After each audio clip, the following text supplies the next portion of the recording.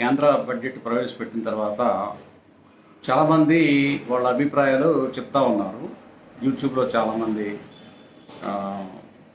దాని మీద వ్యాఖ్యానాలు చేశారు. నేను కూడా ఈ బడ్జెట్ మీద ఒకటి చేశాను. ఇంకా కొంచెం దాన్ని కంటిన్యూ చేస్తే బాగుంటుందని అనిపించింది నాకు. India is a democracy, political democracy. It is not a social democracy. Social డెమోక్రసీగా మార్చాలి అని ది ఫౌండింగ్ ఫాదర్స్ మనకి చెప్పడం జరిగింది. ముఖ్యంగా అంబేద్కర్ రాజ్యాంగాన్ని చట్టసభకి అప్పగించేటప్పుడు రాజ్యాంగ చట్టసభలో ఆఖరణ ప్రసంగం చేయడంలో అందులో చెప్పింది ఏంటంటే, from now onwards we will have a political democracy, but this must be made in to A social democracy అనే విషయాన్ని చెప్పారు. అంటే ఎకనామిక్ డెమోక్రసీ. అలా కాకున్నట్లయితే ఏమవుతుంది? The people who suffer from inequality will blow up the structure of the political democracy అనే మాట కూడా అన్నారు ఆయన. సో ఆ కోణంలోంచి ఎగ్జామినేషన్ చేద్దాం మనం ఇప్పుడు. సోషల్ డెమోక్రసీ అంటే ఏంటి ఆయన ఉద్దేశంలో? It is nothing but A caste democracy. అంటే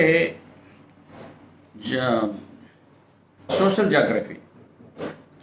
ఇప్పుడు జియోగ్రాఫికల్గా స్టేట్స్ కింద డివైడ్ చేసాము. దేశం జియోగ్రాఫికల్గా, పొలిటికల్గా స్టేట్స్ కింద డివైడ్ అయ్యింది. అట్ ది సేమ్ టైం క్యాస్ట్ల కింద కూడా డివైడ్ అయ్యి ఉన్నారు కదా. దేశంలో 6,000 కులాలు ఉన్నాయి. అందులో మరి బీసీలు ఉన్నారు. బీసీ కులాల్లో చాలామంది ఉన్నారు. బీసీ కులాలు ఉన్నాయి. ఎస్సీ ఎస్టీలు ఉన్నారు. తర్వాత మైనారిటీస్ ఉన్నారు. వీళ్ళందరూ ఉన్నారు కదా. సో ఈ బడ్జెట్ ద్వారా వాళ్ళకి ఇచ్చేటటువంటి ప్రాధాన్యత ఏంటి, వాళ్ళకి ఇచ్చేటటువంటి షేర్ ఏంటి అనేది కూడా ఇంపార్టెంట్. ఎందుకనంటే మీరు అమెరికన్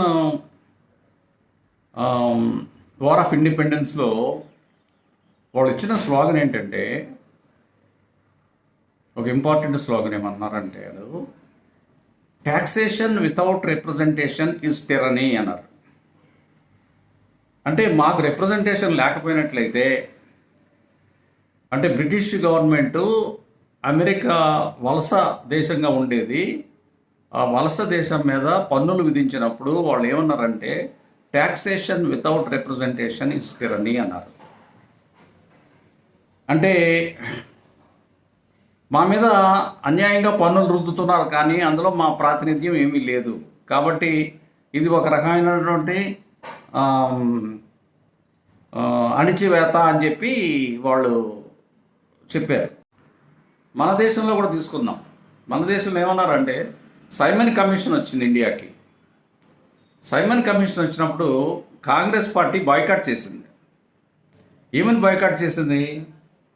బాయ్కాట్ చేయడంలో ఉద్దేశం ఏంటి?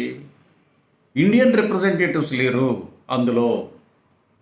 ఇండియన్ రిప్రజెంటేటివ్స్ లేనప్పుడు మాకు న్యాయం జరగదు అనేటటువంటి వాదంతో దాన్ని బాయ్కాట్ చేశారు. Simon commission, Simon go back అని అన్నారు. అదేవిధంగా విదేశీ వస్తువుల బహిష్కరణ అని అన్నారు. ఎందుకు విదేశీ వస్తువుల బహిష్కరణ అంటే, ఇక్కడ ఉండేటటువంటి స్థానికంగా ఉండేటటువంటి పరిశ్రమలు దెబ్బతింటున్నాయి, పరిశ్రమలకి నష్టపోతున్నారు, పారిశ్రామికవేత్తలు వ్యాపారవేత్తలు నష్టపోతున్నారు అని కదా విదేశీ వస్తువుల బహిష్కరణ అనేటటువంటి ఉద్యమాన్ని చేపట్టారు. సో ఆ కోణంలోంచి మనం ఆలోచిస్తే ఇవాళ బడ్జెట్ని మనకి ఈ బీసీలకి, ఎస్సీ ఎస్టీ మైనారిటీలు అంటే వీళ్ళందరినీ కలిపి బహుజనులు అంటున్నాం మనం. ఈ బహుజనులకు ఏమి ఇచ్చారు, ఈ బడ్జెట్లో బహుజనులకు ఏమి అలాట్ చేశారు అనేది పరిశీలిస్తే అసలు వాళ్ళ మాటే ఎత్తలేదు. ఆ మాట ఎత్తకుండా ఏదో డిఫెన్స్ కోసం ఎంత బడ్జెట్ ఇచ్చామో, ఎడ్యుకేషన్ కోసం ఎంత బడ్జెట్ ఇచ్చామో, వ్యవసాయ రంగానికి ఎంత ఇచ్చామో అని ఏవో రంగాల గురించి చెప్పారు తప్ప, రంగాలు అనేవి ఒక అంశం అయితే ఈ దేశంలో కులాలు అనేవి ఇంకొక అంశం. ఈ కులాలుగా విభజించబడి ఉన్నటువంటి ఇప్పుడు ఎమ్మెల్యే టికెట్లు లేకపోతే పార్లమెంటు టికెట్లు ఇచ్చేటప్పుడు ఏ ప్రాతిపదిక మీద ఇస్తున్నారు టికెట్లు? అక్కడ ఏ కులం వాళ్ళు ఎక్కువ మంది ఉంటారు, ఏ కులం వాళ్ళకి టికెట్ ఇస్తే వాళ్ళు గెలుస్తారు, ఇది కదా వాదం అక్కడ ఉన్నటువంటిది. మరి రిజర్వ్డ్ సీట్లు ఉన్నాయనుకోండి, ఆ రిజర్వ్డ్ సీట్లో ఎస్సీ రిజర్వ్డ్ అయితే ఎస్సీ వాళ్ళు మాత్రమే అక్కడ పోటీ చేయాలి, ఓసీలు వాళ్ళు వచ్చి అక్కడ పోటీ చేయడానికి అవ్వదు. అలాగే ఎస్టీ రిజర్వ్డ్ కాన్స్టిట్యున్సీస్ ఉన్నాయనుకోండి, ఎస్టీ కాన్స్టిట్యున్సీలు ఎస్టీలే పోటీ చేయాలి, అక్కడ ఓసీలు వెళ్ళి పోటీ చేయడానికి లేదు. సో ఆ విధంగా ఈ ప్రాతిపదిక కుల ఆధారంగా, వెనుకబాటు ఆధారంగా, ఆర్థిక అభివృద్ధి ఆధారంగా ఇలాంటివన్నింటినీ కన్సిడర్ చేసుకుంటూ ఈ సీట్ల పంపకాలు, అదే పద్ధతి బడ్జెట్లో కూడా ఉండాలి కదా. ఈ బడ్జెట్లో బీసీల కోసం ఇంత కేటాయించాము, బీసీల అభివృద్ధి కోసం ఇంత కేటాయించాము, ఎస్సీల అభివృద్ధి కోసం ఇంత కేటాయించాము, ఎస్టీల అభివృద్ధి కోసం ఎంత కేటాయించాము.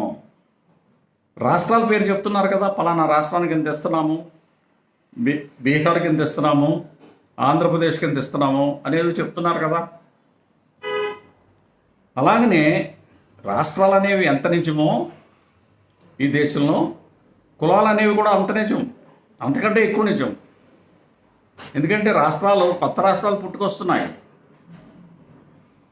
ఒకే రాష్ట్రంగా ఉన్నది అనేక రాష్ట్రాల కింద విభజించబడినటువంటి సందర్భాలు ఉన్నాయి. బ్రిటిష్ వాళ్ళు ఈ దేశాన్ని నుంచి వెళ్ళిపోయినప్పుడు వాళ్ళు మనకిచ్చింది 11 రాష్ట్రాలే. ఈ దేశం అప్పుడు 11 రాష్ట్రాలుగానే ఉంది. ఇప్పుడు ఎన్ని అయినాయి? 27 రాష్ట్రాలు అయినాయి కదా, విభజించబడుతూ ఉన్నాయి కదా. బట్ కులాలు మాత్రం అలాగే ఉన్నాయి. అందుచేత కులాలు అనేవి చాలా స్టాండర్డ్. ఈ దేశంలో ఏదన్నా స్థిరంగా ఉన్నది అని అనుకుంటే అవి కులాలు.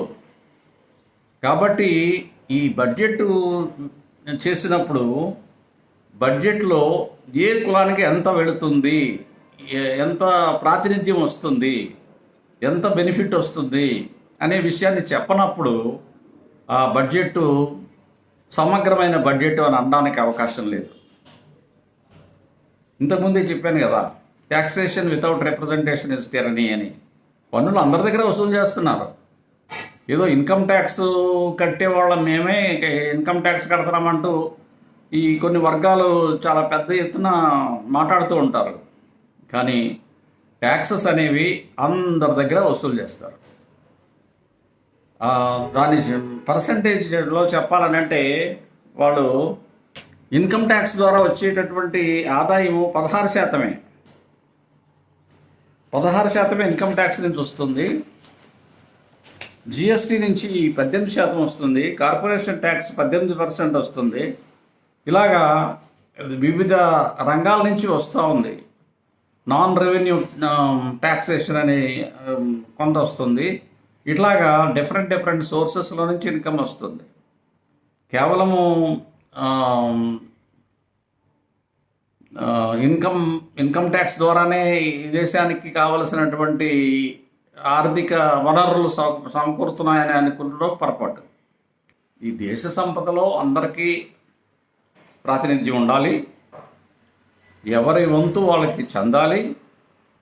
సరే, నేను బలవంతుడిగా ఉన్నాను కాబట్టి, నాకు రాజకీయ బలం ఉంది కాబట్టి, లేకపోతే నాకు ఆర్థిక బలం ఉంది కాబట్టి మొత్తం రిసోర్సెస్ అన్నీ నాకే చెందాలి అనేటటువంటి విధానం అది సరైనది ఎలాగవుతుంది? శాస్త్రీయం ఎలా అవుతుంది? అది కాదు. సో అన్ని వర్గాలకి, ముఖ్యంగా వెనుకబడిన వర్గాలు, ఇప్పుడు అభివృద్ధి చెందిన వాడికి, కడుపు నిండా అన్నం తిన్నవాడికి ఇంకా పెడతానంటే తింటే ఏమవుతుంది? అజీర్తి చేస్తుంది, లేదంటే వాంతులు అవుతాయి, లేదంటే విరోచనాలు పట్టుకుంటాయి. సో వీళ్ళకి అంతులేని దురాశ, సంపదను ఇంకా సంపాదించాలి అని. ఇప్పుడు రేపు డిఫెన్స్ ఉందనుకోండి, డిఫెన్స్ అనేది ఒక జనరిక్ టర్మ్ కింద మనం వాడతాం.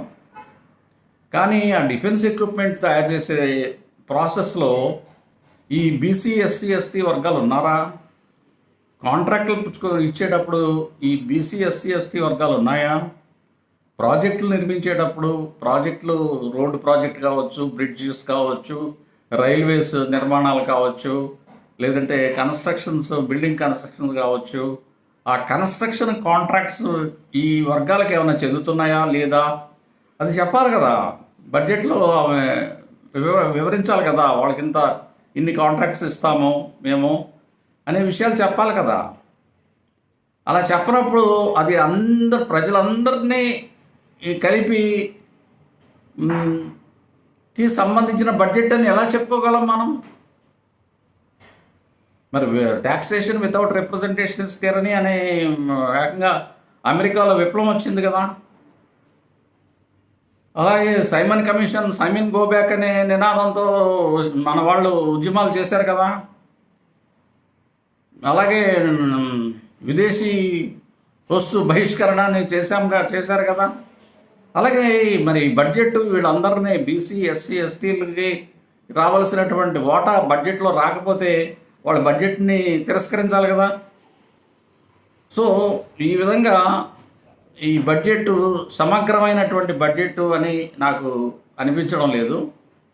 మీరు కూడా ఆలోచన చేయండి, ఇది ఎంతవరకు సమగ్రమైనటువంటి బడ్జెట్, ఎవరెవరికి ఎంత చేరుతుంది అనేది అంశాన్ని తీసుకొని ఆలోచించాలి. నేను ఇంతకుముందు చెప్పినట్టుగా ఎడ్యుకేషన్కి 1.25 lakh crores ఇచ్చారు. 1.25 crores ఎడ్యుకేషన్కి ఇస్తే అది దాన్ని బ్రేక్ చేస్తే ఎవరెవరికి పోతుంది అనే ఆ అంశం, అసలు ఆ క్వాంటమ్ అలాట్ చేసినటువంటి అమౌంట్ ఎంత? 2%. 48.25 lakh crores-లో 1.2 lakh crores అంటే ఎంత పర్సెంటేజ్ వచ్చింది అది? అందుచేత అది కేవలం 2%. ఎడ్యుకేషన్కి ఇచ్చింది 2%, స్కిల్ డెవలప్మెంట్ ఇచ్చింది 2%. మరి ఈ ధోరణి కలిగి ఉంటే, నేను ఇంతకు మునుపు కూడా చెప్పిన ఏంటంటే, కొరియా దేశంలో వాళ్ళ యూత్లో స్కిల్డ్ యూత్ ఎంత ఉన్నారు అని అంటే 95% ఉన్నారని మనకి గణాంకాలు చెప్తున్నాయి. అదేవిధంగా భారతదేశంలో కేవలం 6% మాత్రమే ఉన్నారు. ఈ పరిస్థితిలో మరి అగ్రరాజ్యంగా అభివృద్ధి చేసిపోతుంది అనేటటువంటి కళ ఎలా నెరవేరుతుంది?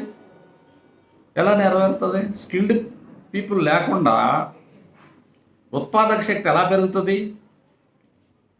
ఇవన్నీ కూడా ఇప్పుడు మనకి లేబర్ ఫోర్సు, వర్క్ ఫోర్సు ఎవరు ప్రొవైడ్ చేస్తున్నారు? బహుజనేతరులు కాదు కదా. బహుజనేతరులు అంతా కలిపితే 15% కదా.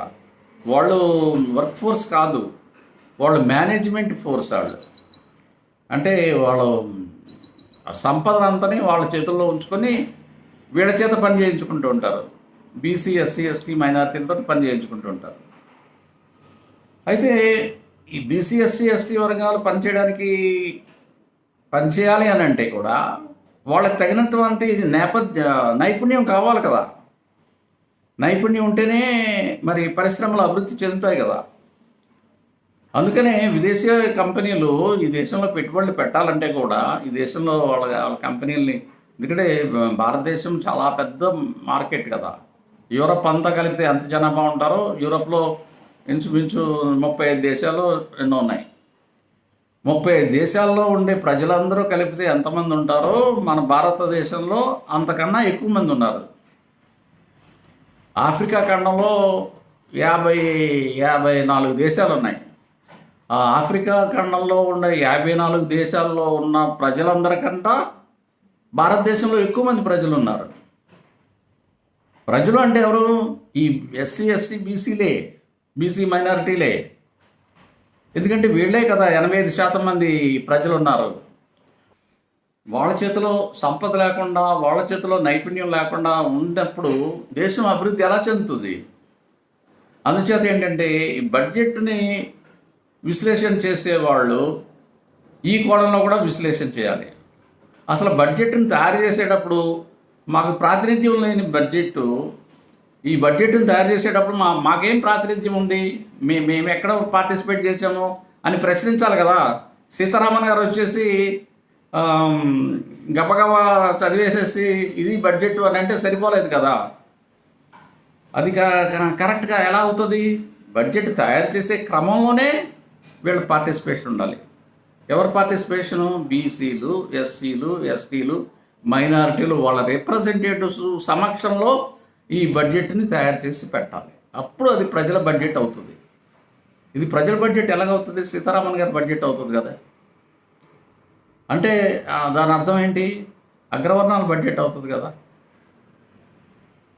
అందుచేత ఈ కోణంలో పరిశీలించమని చెప్పేసి నేను కోరుకుంటున్నాను. ధన్యవాదాలు.